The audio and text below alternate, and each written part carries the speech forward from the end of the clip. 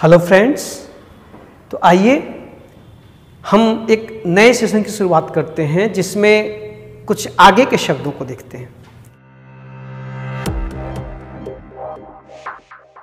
पिछले सेशन में हमने देखा कि ईगोइस्ट, ईगोटिस्ट, ईगोसेंट्रिक, ईगोमैनियक, ईगोमैनियकल और इन शब्दों के मायने क्या होते हैं और किसके लिए किसका प्रयोग किया जाता है। साथ ही साथ आपने उनकी एटमोलॉजी और उनसे बनने वाले शब्दों को देखा। ठीक है, अब जो अगला वर्ड है जिसके बारे में हमें चर्चा करनी चाहिए वो शब्द है ALTRUIST, अल्ट्रुइस्ट।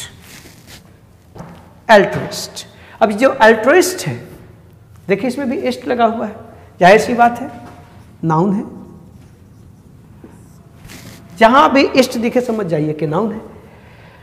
और ये शब्द उन सभी शब्दों का ऑपोजिट है जो हमने पिछले सेशन में देखा, अर्थात इगोइस्ट, इगोटिस्ट, इगोमैनियक, इगोसेंट्रिक, इगोमैनियकल या ऑब्नॉक्सियस, जो भी आपने वर्ड्स देखे उन सभी शब्दों का ऑपोजिट है अल्ट्रुइस्ट। क्योंकि अल्ट्रुइस्ट के पीछे के आइडिया को अगर देखें, जैसा कि हम लोग पहले किसी भी वर्ड के आइडिया को देख रहे हैं, उसके बाद तो उनके एटमोलॉजी को, तो अल्ट्रुइस्ट के अगर आइडिया को देखा जाए तो अल्ट्रुइस्ट का सबसे फेवरेट सेंटेंस है, इसका सबसे प्रिय वाक्य है, लेट मी हेल्प यू। ये वो लोग हैं जो हमेशा दूसरों की सहायता करने के लिए, दूसरों के दुख को बांटने के लिए, दूसरों के चेहरे पे मुस्कान लाने के लिए अपने जीवन को समर्पित कर देते हैं, वो अल्ट्रुइस्ट हैं। अब अगर आपको याद आ रहा है, आपने पिछला सेशन देखा है, तो बात आई थी कि इगोइस्ट कहता है कि दुनिया में सब लोग अपने लिए जीते हैं तो मैं दूसरों के लिए क्यों जीऊं। वो होता है जो दूसरों की लाश पे भी अपने सपनों का महल खड़ा कर सकता है, वो इगोइस्ट है। लेकिन जो अपने घर का चिराग भी दूसरों को के नाम कर दे रोशन करने के लिए, जो अपने हिस्से का भोजन भी दूसरे को दे दे, जो अपने आंसुओं में डूबकर भी लोगों को मुस्कान ला कर दे, उसे हम अल्ट्रुइस्ट कहते हैं। ठीक है, तो इस शब्द के पीछे का आइडिया समझिए। जो परोपकार, ये परोपकारी होते हैं, जो परोपकार के बारे में सोचता है, जो दूसरों के हित के बारे में सोचता है, वो अल्ट्रुइस्ट है, नाउन है। आइए चाहे इनको तोड़ के देखते हैं। अगर इसको भी तोड़ें तो ये भी लैटिन भाषा से निकला। लैटिन भाषा का शब्द है ALTER, ऑल्टर, और इस ऑल्टर का मतलब होता है अदर, दूसरा। आप समझ गए इस शब्द के, जैसे वहां पर इगोइस्ट, इगोटिस्ट के रूट में ईगो था जिसका मतलब मैं या स्वयं होता है, और यहां पर देखिए इस शब्द के मूल में है ऑल्टर, ये लैटिन भाषा का शब्द है, और इस ऑल्टर का मतलब होता है अदर, इस्ट लगा हुआ है, वह जो दूसरों के बारे में सोचे उसे हम अल्ट्रुइस्ट कहते हैं। सिंपल सी बात है, रूट को समझना शुरू करिए। हम जब शब्दों के रूट को समझने लगते हैं, प्रोफेसर लुईस की यह पुस्तक इसलिए लोकप्रिय हुई और चीज़ों को आसान करती गई, अगर आप समझने लगे, क्योंकि वहाँ पे एटमोलॉजी के द्वारा वो रूट वर्ड्स शब्दों के मूल को लेकर जाते हैं, और जब आप उनको समझने लगते हैं तो चीज़ें आसान होने लगती हैं। तो अल्ट्रुइस्ट शब्द के रूट में क्या है? ऑल्टर है। ऑल्टर मीन्स अदर, दूसरा। इसलिए अल्ट्रुइस्ट जो है वो अपने बारे में नहीं, दूसरों के बारे में सोचता है। Got it? अब देखिएगा जरा, आपको यहाँ पे एक बात ध्यान देनी है कि ये भी एक ऑल्टर है, ALTAR। या ध्यान से देखें, वहां पर ई है, यहां पर ई है। ये इंग्लिश का शब्द है और वो लैटिन का शब्द है। इस ऑल्टर का मतलब होता है बलिवेदी।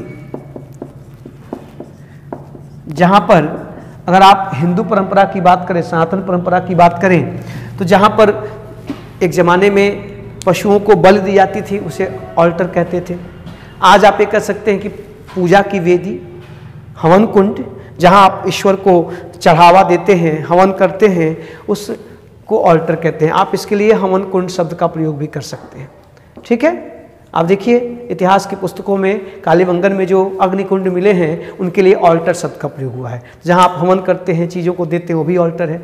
और अगर हम ईसाई और यहूदी परंपरा में जाएं तो ऑल्टर यहूदियों के लिए वह जगह है, किसी पहाड़ी पर या किसी पवित्र जगह पर वह स्थान जिस पर खड़े होकर, एक ऊंचा सा स्थान जिस पर खड़े होकर ईश्वर से अपने गुनाहों की माफ़ी मांगते हैं लोग, उसे ऑल्टर कहते हैं। ये वन वर्ड सब्स्टिट्यूशन में एक बार आ चुका है ऑल्टर, कि वो प्लेस।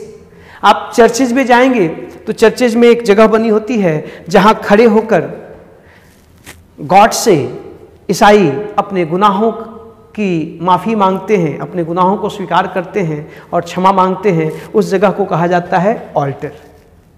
ठीक है, तो ये एक पवित्र स्थान है जहाँ खड़े होकर आप अपने पूजा प्रार्थना को करते हैं। उसमें स्पेलिंग देखिए ALTAR, और यहाँ पर क्या है ALTER, ऑल्टर। इस ऑल्टर का मतलब दूसरा, इसलिए अल्ट्रुइस्ट कौन है? जो दूसरों के बारे में सोचता है। तो ये तो पर्सन हो गया ना, ये पर्सन हो गया, इसका रूट वर्ड ऑल्टर। ठीक है, अब इससे रिलेटेड वर्ड सोचे जाएं तो जो व्यक्ति दूसरों की भलाई सोचे वो अल्ट्रुइस्ट है। तो फिर जो इस बात में विश्वास करे कि दूसरों की भलाई की जानी चाहिए, इस फिलॉसफी को मानने वाला व्यक्ति, ठीक है, अल्ट्रुइस्ट है। और उसकी फिलॉसफी क्या कहलाएगी? ALTRUISM, altruism. देखिएगा, अल्ट्रुइज्म मतलब परोपकारवाद, जैसे मार्क्सिज्म, गांधीज्म, बुद्धिज्म, आप देख रहे हैं, आप कैपिटलिज्म, ठीक ना, सोशलिज्म। इज्म मीन्स वाद, सिद्धांत। जहां ये इज्म लग जाए समझ जाइए ये जहां लग जाए समझ जाइए किसी सिद्धांत, किसी फिलॉसफी, किसी वाद की बात हो रही है। तो मार्क्सिज्म मार्क्सवाद, गांधीज्म गांधीवाद, बुद्धिज्म बौद्धवाद, सोशलिज्म समाजवाद, कैपिटलिज्म पूंजीवाद। वैसे ही अल्ट्रुइज्म परोपकारवाद। तो जो अल्ट्रुइस्ट होगा वो किस में विश्वास करेगा?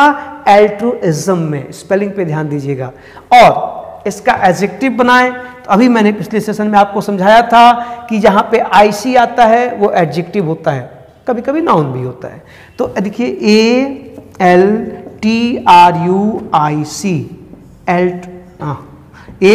अल्ट्रुइस्टिक, ALTRUISTIC, अल्ट्रुइस्टिक ना, उसमें सो रहा है, हाँ आई, ठीक है, ALTRUISTIC, अल्ट्रुइस्टिक एडजेक्टिव है। If you are an altruist, you will believe in altruism and your attitude, your opinion will be altruistic. Na? Altruistic opinion, altruistic behavior, adjective. And I believe in altruism. So people call me altruist and altruist. Is that clear? तो altruist, altruism, altruistic, ये सभी किससे निकले? Latin भाषा के alter से, जिसका मतलब होता है अदर, दूसरा। इसलिए ये परोपकारी है। और ये इगोइस्ट, इगोटिस्ट, इगोमैनियक, इगोसेंट्रिक से अलग है, उसका ऑपोजिट है। ये अपने बारे में नहीं, दूसरों के बारे में सोचता है। बोले, और इस ऑल्टर और इस ऑल्टर के बीच के डिफरेंस को भी याद रखिएगा। अब देखिए जरा, एटिमोलॉजी को पढ़ने से, रूट वर्ड्स को समझने से चीजें कैसे आसान होती हैं, ये भी आप देखें। आपके सामने एक रूट वर्ड पड़ा हुआ है दोस्त, अल्टर। और इस अल्टर का मतलब अदर, दूसरा। तो आज के बाद जहां भी आपको ALTER किसी भी शब्द में दिख जाए, as soon as you see this alter in any word, you must know that this word has something to do with other. इसका दूसरों से संबंध है। आप देख लीजिए जरा, इसी ऑल्टर से अंग्रेजी में दर्जनों शब्द बनते हैं। कुछ मैं आपके सामने रखता हूं। इससे एक शब्द बनता है ALTERNATE, ऑल्टरनेट। इसी से बनता है ALTERNATIVE, ऑल्टरनेटिव। इसी से बनता है ALTERATION, ऑल्टरेशन, इसी से बनता है ALTERCATION, ऑल्टरकेशन। इसी से बनता है ALTEREGO, ईगो, ऑल्टर ईगो। ये देखिए। अच्छा, ऑल्टर अपने आप में खुद भी एक शब्द है। आप जाते हो दर्जी के पास, कहते हो कि ये मेरी पैंट है, इसको ऑल्टर कर दो। कोई पैंट फट गई है नीचे से, आप छोटा करके उसको जींस से शॉर्ट्स बना लेते हैं, बमूडा बना लेते हैं, कैफ्रीज बना लेते हैं, आप उसको ऑल्टर कराते हैं। कहीं कुछ कट फिट गया है, आप जाके दर्जी से कहते हैं इसको ऑल्टर कर दो, सुधार दो, चेंज कर दो, जो है उससे अलग कर दो, है ना। तो ये देखिए ऑल्टर। तो आप कहते हैं कि इस पैंट को ऑल्टर कर दो, इस पैंट्स को ऑल्टर कर दो, इस शर्ट को ऑल्टर कर दो। तो आप क्या कह रहे हैं कि जैसा है उससे थोड़ा अलग बना दीजिए, अदर कर दीजिए, वही ऑल्टर है ये। देखिए अब इसी ऑल्टरनेट, ऑल्टरनेटिव, इन दोनों शब्दों के प्रयोग में अक्सर आप कंफ्यूज होते हैं। आज के बाद मत होइएगा। ऑल्टरनेट का मतलब होता है take one skip one, take one skip one, एक को छोड़कर एक को लेना, एक को छोड़कर एक को लेना। देखिए जैसे मैं इसको कट किया, फिर इसको छोड़ के इसको कट किया, फिर इसको छोड़ के इसको कट किया, तो मैं ये जो कट का चिन्ह लगा रहा हूं, कैसे लगा रहा हूं? ऑल्टरनेट लगा रहा हूं, एक के बाद एक। सपोज करिए हम लोग सेशंस कर रहे हैं, तो एक सेशन में मंडे को करूं, फिर ट्यूसडे को छोड़कर वेंसडे को करूं, फिर थर्सडे को छोड़कर फ्राइडे को करूं। तो इस तरह से मैं आपको जो सेशंस, आपको जो वीडियोस अपलोड होते हैं वो कैसे होते हैं? ऑल्टरनेट डेज पे होते हैं। आज एक पढ़ा, फिर बीच में गैप होता है, फिर पढ़ता है, फिर गैप होता है, फिर पढ़ता है। तो क्या है? Alternate day. 7 डेज हैं, इसको ऐसे समझिए। अगर कोई व्यक्ति है कि मैं ऑल्टरनेट डेज पर टेनिस खेलता हूं, तो हफ्ते में, एक वीक में वो कितने दिन टेनिस खेलेगा? 3 दिन। मंडे को खेला, ट्यूसडे गैप, वेडनेसडे को खेला, थर्सडे गैप, फ्राइडे को खेला, सैटरडे गैप, है ना। आप हाई स्कूल इंटर में जब क्लासेस करते थे तो आपकी फिजिक्स, केमिस्ट्री, मैथ्स की क्लासेस कैसे चलती थी? ऑल्टरनेट डेज पर, TTS मतलब ट्यूसडे, थर्सडे, सैटरडे, और MWF मतलब मंडे, फ्राइडे, है ना।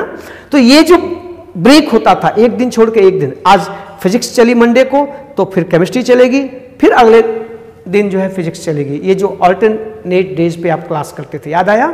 वही है alternate. Take one skip one, एक को लेना, एक को छोड़ना, फिर लेना, फिर छोड़ना, फिर लेना, फिर छोड़ना, ऑल्टरनेट। और ऑल्टरनेटिव का मतलब चॉइस, चॉइस, आपके पास विकल्प जो हो उसे ऑल्टरनेटिव कहते हैं। जैसे मैंने कहा कि ये कलम आप लीजिए, आपने कहा सर ये नहीं, कोई और दिखाइए, मैंने कहा इसे लीजिए, तो मैंने इसके बदले आपके सामने क्या रखा? एक विकल्प रखा। दिस इज एन ऑल्टरनेटिव, ये ऑल्टरनेटिव, ये इसका ऑल्टरनेटिव है। ठीक है। आप जब एग्जाम्स देते हैं तो आपके पास ABC या ABCED या 1 2 3 4 5 क्या होते हैं? ऑल्टरनेटिव्स होते हैं, and you have to choose any one of them. Okay, that is alternative.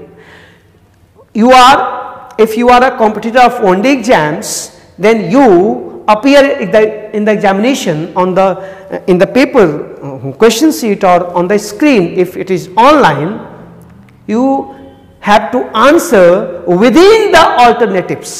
आपको वहां पे विकल्प दिए जाते हैं, आप उनमें से चुनते हैं। ये देखिए ऑल्टरनेटिव। क्लियर हुआ? तो ध्यान से, मैं कहूं कि आप मुझसे कहें कि मुझे ये शर्ट चाहिए, मैंने कहा मैं आपको नहीं दे पाऊंगा क्योंकि मेरे पास यही एक है, अर्थात मेरे पास कोई ऑल्टरनेट नहीं है कि ऑल्टरनेटिव नहीं है। यस, ऑल्टरनेटिव नहीं है। आप मुझसे सर आप मेरे घर आइए, तो मैं कहूंगा कि आज नहीं कल आऊंगा, और फिर परसों नहीं नरसों आऊंगा। तो मैं क्या कह रहा हूं? आपके घर में कैसे आऊंगा? ऑल्टरनेट डे पे आऊंगा। क्लियर है? अब देखें, ऑल्टरेशन इसका मतलब होता है चेंज, बदलाव, चेंज। मैंने कहा ना कि आप शर्ट को ऑल्टर कराते हैं, पैंट्स को ऑल्टर कराते हैं, उसी से बना ये नाउन बन गया। ऑल्टर वर्ब है, ऑल्टरेशन नाउन है। आप अपने प्रोग्राम में जो बदलाव लेके आते हैं वो ऑल्टरेशन है। जैसे मान लीजिए कि आपको दिल्ली जाना था, आपने टिकट कराया, अचानक कोई बात हो गई, हुआ कि भाई अभी आप मत आइए, 3 दिन बाद आइएगा। तो आपने अपना टिकट कैंसिल कराया और फिर 3 दिन बाद का टिकट करवाया। तो आपने अपने प्रोग्राम में क्या किया? ऑल्टरेशन किया, उसको चेंज किया, उसमें बदलाव किया, ऑल्टरेशन। क्लियर है? और ऑल्टरकेशन, ऑल्टरकेशन का मतलब है वर्बल डिस्प्यूट, वर्बल डिस्प्यूट, मौखिक झगड़ा, मुख से झगड़ा करना। इसमें हाथ पांव नहीं चलते, इसमें हॉट वर्ड्स एक्सचेंज किए जाते हैं। खासकर पॉलिटिकल एरिया में देखिए, इंडिया पाकिस्तान के बीच हमेशा ऑल्टरकेशन होता है। इधर से कहते हैं अपने रक्षा मंत्री कि पाकिस्तान होश में रहे, तो उधर से उनका मंत्री कहता है कि इंडिया औकात में रहे। होता कुछ नहीं है, सीमा पे थोड़ा बहुत गोलीबारी चलती है, फिर मामला शांत, लेकिन वर्षों से ये चल रहा है ऑल्टरकेशन, जहां पर आप आर्ग्यूमेंट करते हैं, लेकिन वो आर्ग्यूमेंट से तगड़ा होता है। आर्ग्यूमेंट में क्या है कि लॉजिकल बात होती है, लेकिन यहां पर इलॉजिकल भी हो सकती है, गाली गलौज भी हो सकती है, अपशब्द भी कहे जा सकते हैं, हॉट वर्ड्स एक्सचेंज किए जाते हैं। आप बताओ, ऑल्टरकेशन, हमारा आपसे या किसी व्यक्ति से अगर किसी मुद्दे पर बहस हो गई, बता कही हो गई, तो ऐसा कब होगा? हम दोनों एक दूसरे जैसा सोचते हैं तब, कि एक दूसरे से अलग सोचते हैं तब? अलग ना? Yes, if I have some dispute